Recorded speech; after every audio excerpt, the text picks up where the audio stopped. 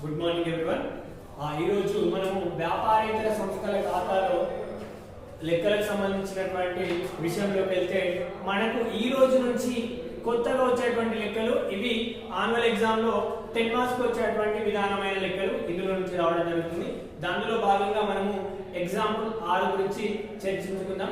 ఈ ఎగ్జాంపుల్ 6 లోపల ఏం ఇన్ఫర్మేషన్ ఇచ్చారు అంటే మనకు వసూలు చెల్లింపుల ఖాతా ఇవ్వడం జరిగింది, దానికి సంబంధించిన సర్దుబాట్లు ఇవ్వడం జరుగుతుంది. అంటే అది క్వశ్చన్, వసూలు చెల్లింపుల ఖాతాను ఇచ్చి దాన్ని ఆధారంగా చేసుకొని ఆ సంవత్సరం లోపల ఆ సంస్థకు వచ్చినటువంటి ఆదాయము వ్యయాలను విభజించి దాని ద్వారా ఆ సంస్థకు మరియు మిగులు ఏమైనా ఉన్నదా, లోటు ఏమైనా ఉన్నదా. అంటే వ్యాపార సంస్థలో అయితే మనం లాభం ఎంత నష్టం ఎంత కనుక్కుంటాం, ఇక్కడ లాభాన్ని మిగులు అనడం జరుగుతుంది, నష్టాన్ని లోటు అనడం జరుగుతుంది. అంటే లాభ నష్టాలను తెలుసుకోవడానికి మిగులు లోటులను తెలుసుకోవడం చేద్దాం. సో దానికి సంబంధించినటువంటి లెక్క ఇక్కడ చూద్దాం.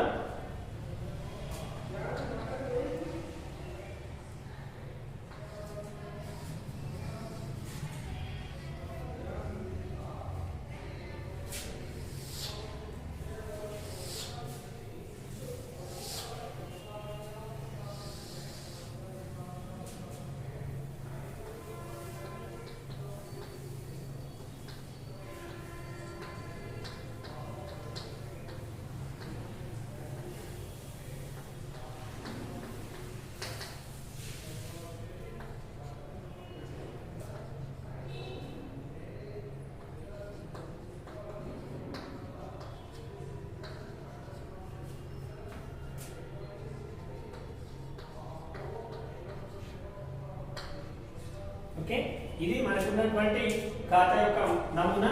ఈ ఖాతా అనేది క్వశ్చన్, దీన్ని ఆధారంగా చేసుకొని ఆన్సర్ చేయాల్సి ఉంటుంది. దీంట్లో ప్రారంభ నిల్వ ప్రారంభ నిల్వ 5,000 రూపాయలు అంటే వసూలు సైడ్. నెక్స్ట్ అట్లాగే విరాళాలు 35,000. అట్లాగే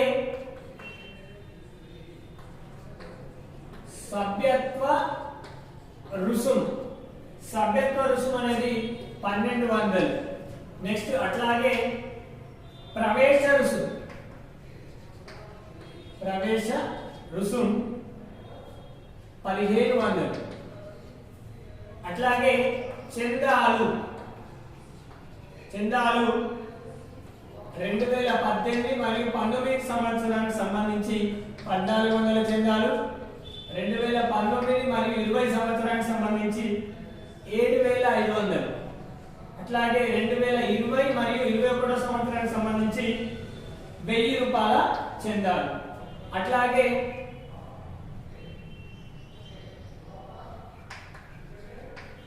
ఫర్నిచర్ అమ్మకం 1,650 రూపాయలు. పుస్తక విలువ 2,000.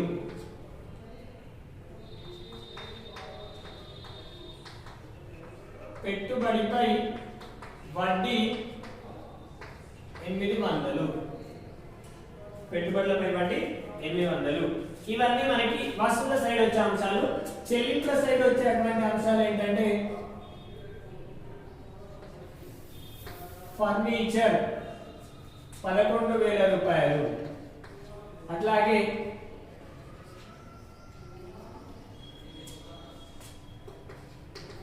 అద్దె పన్నులు 5,300. జీతాలు 5,800. ముద్రణ స్టేషనరీ 2,200. స్కాలర్షిప్ చెల్లింపు 3,000 రూపాయలు. వార్తా పత్రికలు 900 రూపాయలు. ప్రభుత్వ బాండ్లు 8,000 రూపాయలు. పుస్తకాలు 10,000 రూపాయలు.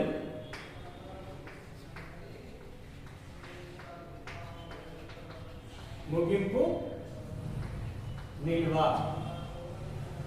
8,850. మొత్తానికి డెబిట్ సైడ్ 55,050 రూపాయలు, క్రెడిట్ సైడ్ కూడా 55,050 రూపాయలు. అట్లాగే అదనపు సమాచారం 2019-20 సంవత్సరానికి రావాల్సిన చందాలు 2,500. ఓకేనా? రెండోది ముందుగా చెల్లించిన అద్దె 1,300. అట్లాగే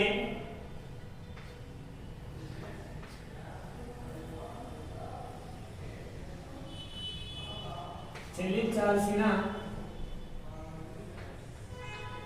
స్టేషనరీ 300.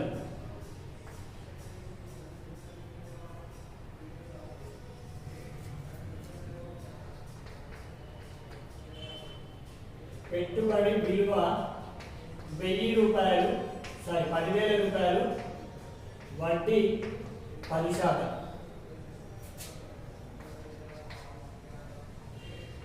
విరాళాలు మూలధనీకరణ చేయాలి. అంటే ఇక్కడ ఉన్నటువంటి ఇన్ఫర్మేషన్ ఇచ్చినటువంటి సమాచారం ఏంటంటే వసూలు చెల్లింపులకు సంబంధించినటువంటి సమాచారం ఇచ్చిరు. దాని లోపల అదనపు సమాచారం కూడా ఇచ్చిరు.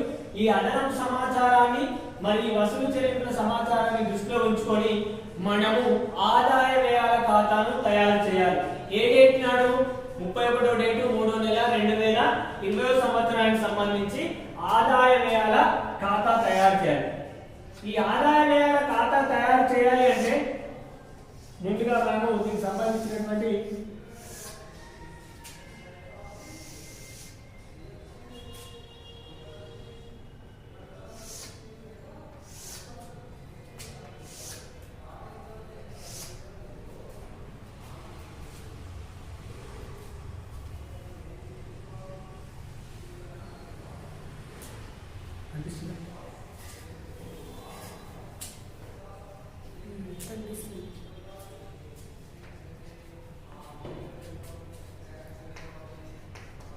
ఆదాయ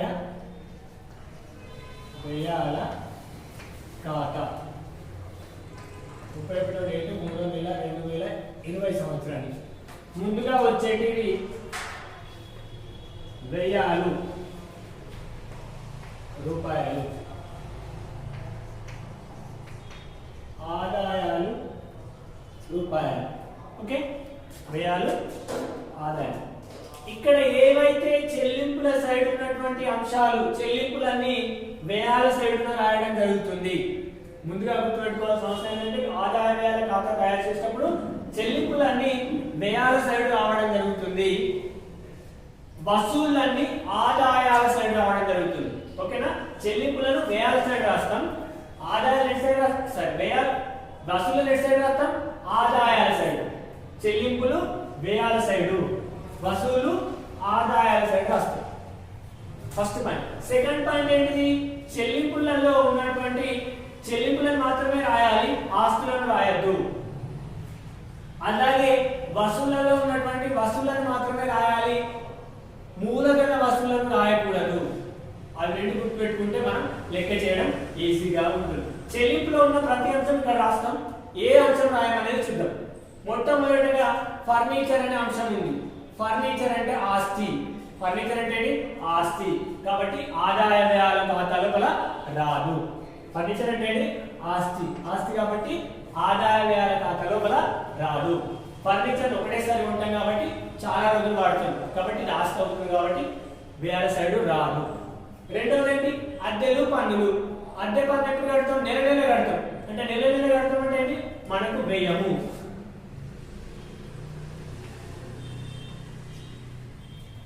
ఎంత? 5300. ఓకే, నెల నెల కడుతుంది కాబట్టి వ్యయం అవుతుంది. ఫర్నిచర్ అనేది ఒకసారి కొంటాం కానీ అది ఆస్తి అవుతుంది. ఒకసారి కొనదాన్ని ఏమంటాం? ఆస్తి. నెక్స్ట్ జీతాలు.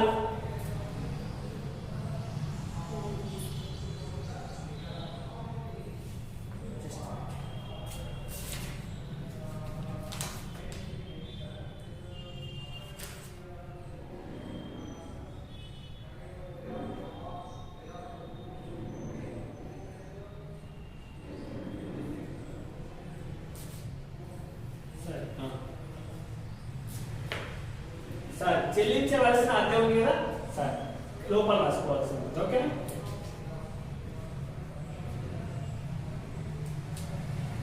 $5300.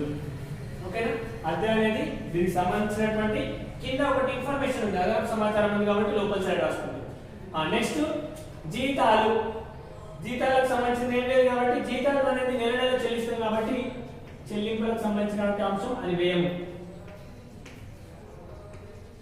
జీతాలు ఎంత? 5800. నెక్స్ట్ ముద్రణ స్టేషనరీ. ముద్రణ స్టేషనరీ అనేది ప్రతి నెల జరిగేటువంటి ఖర్చు కాబట్టి వేల సైడ్ రాసుకోవాలి. ముద్రణ స్టేషనరీ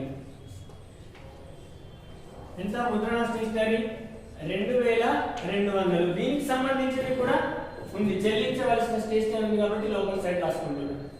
నెక్స్ట్ స్కాలర్షిప్ అనేటివి చెల్లించాలి, అది మనం మంత్లీ చెల్లిస్తాం.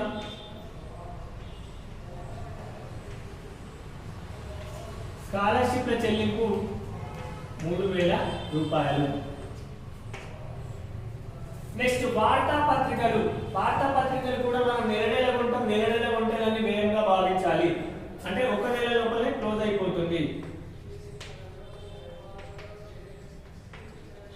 ఎంత? వార్తాపత్రికలు 900. ప్రభుత్వ బాండ్లు. ప్రభుత్వ బాండ్లను మనం నెల నెల కొనం, ఒకటేసారి కొంటాం. ఒకటేసారి కొనేదాన్ని ఏమంటాం? ఆస్తి. కాబట్టి ప్రభుత్వ బాండ్లు రాదు, అది వ్యయం కాదు, అది మనకు భవిష్యత్ అవసరాల కోసం దాచిపెట్టుకున్నాం. పుస్తకాలు. పుస్తకాలు కూడా ఒకసారి కొంటే ఒక 2-3 సంవత్సరాలు వాడుకోవచ్చు. 2-3 సంవత్సరాలు వాడుకుంటున్నమాట అనేది ఆస్తి. ఇది కూడా రాదు, ఇది వ్యయం కాదు, ఆస్తి. ఓకేనా? అట్లాగే ముగింపు నిల్వ ఉంది $8850. ఇది వ్యయం కాదు, ఇది కూడా ఆస్తి, ఇది కూడా రాదు. అంటే ఇందులో ఏం రాస్తాం? వ్యయాలకు సంబంధించింది మళ్ళీ జరిగే ఖర్చులను మాత్రమే రాస్తాం. ఫర్నిచర్ అంటే ఫర్నిచర్ ఒకటేసారి కొంటాం, మళ్ళీ కొనం కాబట్టి ఇదేంటి? ఆస్తి. అద్దెలు పన్నులు. అద్దె పన్నులు నెల కడతాం కాబట్టి రాసుకున్నాము. ఇది లోపల ఎందుకు రాసుకున్నాం? దీనికి సంబంధించిన సమాచారం ఉంది కాబట్టి లోపల సైడ్ రాసుకున్నాం. అట్లాగే జీతాలు నెల చెల్లిస్తాం. ముద్రణ స్టేషనరీ నెల చెల్లిస్తాం. స్కాలర్షిప్ నెల చెల్లిస్తాం. వార్తాపత్రికలు నెల చెల్లిస్తాం. ప్రభుత్వ బాండ్లు ఒకటేసారి చెల్లిస్తాం కానీ ఇది ఆస్తి. అంటే ప్రభుత్వ బాండ్ పేపర్లు కొనుక్కొని పెట్టుకున్నాం, భవిష్యత్తులో మళ్ళీ మన పైసలు మనకు వస్తాయి.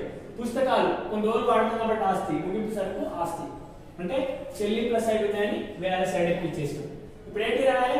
వసూల సైడ్ ఉన్నాయి, ఆదాయాల సైడ్ రాయాలి. వసూలు కాదు, ఈ అంశం ఏంటిది? వసూలు అంశము కాదు. మొదటి ప్రారంభ నిల్వ, ముగింపు నిల్వలు ఆదాయ వ్యయాలకు సంబంధించినవి కాదు. విరాళం. ఇక్కడ విరాళానికి సంబంధించిన ఇన్ఫర్మేషన్ ఇచ్చింది. విరాళాన్ని మూలధనీకరించాలి.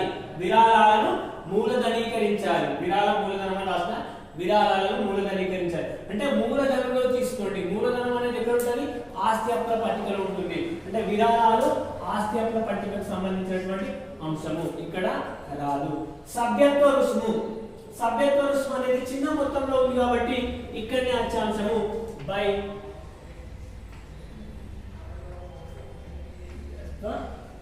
రుసుము. ఎంత సభ్యత్వ రుసుము? 1200. అట్లాగే ప్రవేశ రుసుము. ప్రవేశ రుసుము అనేది కూడా మన సంస్థ లోపల జాయిన్ అయ్యేటప్పుడు ఇచ్చేటువంటి మొత్తము. ప్రవేశ రుసుము 1500.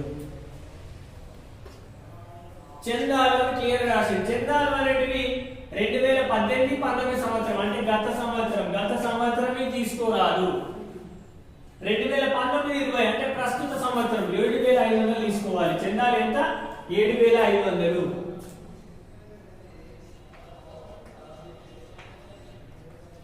2019-20 సంవత్సరానికి సంబంధించి 7500.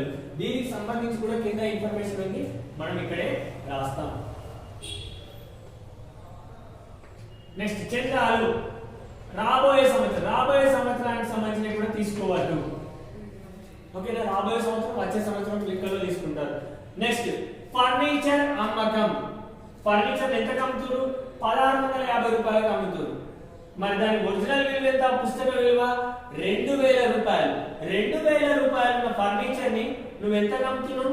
1650కి అమ్ముతున్నావు. లాభమా నష్టమా? నష్టం. కాబట్టి నష్టం అంటే వేయాల సైడ్.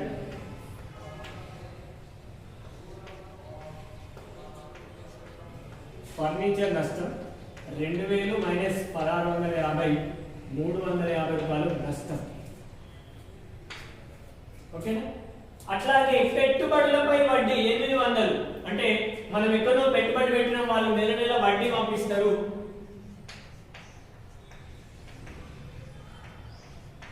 పెట్టుబడులపై వడ్డీ 800 రూపాయలు. మరి ఒరిజినల్ పెట్టుబడులు ఎంత? 10,000 రూపాయలు. 10,000 రూపాయల మీద 10% వడ్డీ ఇక్కడ ఉంటే చూడండి. ఇగో పెట్టుబడుల విలువ 10,000 రూపాయలు, వడ్డీ 10%. పెట్టుబడుల విలువ 10,000, వడ్డీ శాతం 10 అంటే 1000 రూపాయలు. నువ్వు 1000 రూపాయలు తీసుకోకుండా 800 తీసుకుంటున్నావు అంటే ఎంత తక్కువ తీసుకుంటున్నావు? 200 తక్కువ తీసుకుంటున్నావు. అంటే మొత్తం వడ్డీ ఎంత? 1000 రూపాయలు. ఓకేనా? రైట్. ఇక్కడ ఉన్నటువంటి ఈ ఇన్ఫర్మేషన్ మొత్తం అయిపోయింది. దీనికి సంబంధించి మళ్ళీ కిందికి వెళ్దాం. పెట్టుబడుల విలువను రాసేసిన ఆల్రెడీ 1000 రూపాయలు. 2019-2020 సంవత్సరానికి రావాల్సిన చందాలు ఇక్కడ ప్లస్, రావాల్సిన అంటే ప్లస్ ఎంత? 2500. అంటే మొత్తం చందాలు ఎంత? 10,000 రూపాయల చందాలు, ఒరిజినల్ చందాలు. ఓకేనా? అట్లాగే దగ్గర ముందుగా చెల్లించిన అద్దె, వచ్చే సంవత్సరం చెల్లించాల్సిన అద్దెను ముందుగా చెల్లించడం. ముందుగా చెల్లించడం అంటే మనకి ఆస్తి ఎంత? 1300 రూపాయలు ముందుగా చెల్లించడం. అంటే ఒరిజినల్ ఈ సంవత్సరానికి సంబంధించి 4000 రూపాయలు మాత్రమే. ముందుగా చెల్లించింది ఏం చేయాలి? తీసివేయాలి. చెల్లించవలసిన స్టేషనరీ బిల్, ఇంకా చెల్లించేది కాదు. స్టేషనరీ బిల్ ఎక్కడ ఉంది? ఇక్కడ ఉంది. ప్లస్ చెల్లింపు. చెల్లించాల్సింది ఎంత ఉంది? స్టేషనరీ బిల్లు 300 అంటే 2500. అర్థమవుతుందా? దీనికి కలిపేస్తాం. ఇంకోటి ఏంటి? విరాళాలను మూలధనీకరించాలి. కాబట్టి తీసుకోలేదు. అంటే ఇక్కడ ఉన్నటువంటి ఇన్ఫర్మేషన్ మొత్తం, ఈ సమాచారం మొత్తం ఈ పట్టికలో వేయడం జరిగింది. చెల్లింపులను వసూల సైడు, చెల్లింపులను వ్యయాల సైడు, వసూలను ఆదాయాల సైడ్ రాస్తూ ఆస్తులను కానీ గత సంవత్సరం కానీ రాబోయే సంవత్సరం కానీ తీసుకోకుండా రాసినటువంటి అంశాలు. ఈ అంశాలను బేస్ చేసుకుంటే వ్యయాలు మొత్తం ఎంత అంటే ఇక్కడ నుంచి ఇవన్నీ ప్లేస్ చేస్తే వ్యయాల మొత్తము 16,500 రూపాయల వ్యయమైనది. అంటే వ్యయాలు ఎక్కువైనవి. మరి వసూలు ఎన్ని అయినాయి? 10,000, 11,000, 12,000, 13,000. 13,700 రూపాయలు వసూలు అయినాయి. అంటే నీకు వచ్చిన మొత్తం 13,700 రూపాయలు. నువ్వు చెల్లించింది ఎంత? 16,500. అంటే మీకు లాభం జరుగుతుందా నష్టం జరుగుతుందా? నష్టం జరుగుతుంది. ఎంత మేరకు నష్టం జరుగుతుంది అంటే 16,500కి వెళ్ళి 13,500 తీసిస్తే 2,800 రూపాయల నష్టం జరగడం జరుగుతుంది. ఓకేనా? 16,550 రూపాయలు అల్లకెళ్ళి 13,700 తీసేస్తే 8,550 రూపాయల నష్టం జరుగుతుంది. అంటే నీకు వచ్చినటువంటి మొత్తం చెల్లించినటువంటి మొత్తం 16,550 రూపాయలు ఖర్చు అయింది. నీకు వచ్చినటువంటి మొత్తం 13,700. అంటే నీకు ఇంకా నష్టం ఎంత ఉంది? 2850 రూపాయలు. దీన్ని ఎట్లా రాస్తాము అంటే చెల్లింపులు ఎక్కువ ఉన్నాయి కాబట్టి 16,550 ఇటు సైడ్ కూడా వేయాలి 16,550. ఇటు సైడ్ తక్కువ ఉంది, ఈ సైడే కదా. ఎంత తక్కువ ఉన్నట్టు 2,850 రూపాయలు తక్కువగా ఉన్నది. ఆ తక్కువగా ఉన్న మొత్తాన్ని మనము లోటు అనడం జరుగుతుంది. అంటే నష్టం అనకుండా వ్యాపారేతర సంస్థలో దీన్ని ఏమంటారు? లోటు అంటారు. కానీ ఒరిజినల్ మనం ఏమనొచ్చు? నష్టం. మనకు అర్థం కావడానికి నష్టం అనుకుంటాం. ఓకేనా? ఈ విధంగా ఇలాంటి సమాచారాన్ని, వస్తువులు చెల్లింపుల సమాచారాన్ని ఆదాయ వ్యయాల రూపంలోకి రాసే విధానం ఇది. ఇలాంటి లెక్కలు మనము చేస్తా ఉంటే మనకు అర్థమవుతుంది. ఓకేనా? Right, thank you.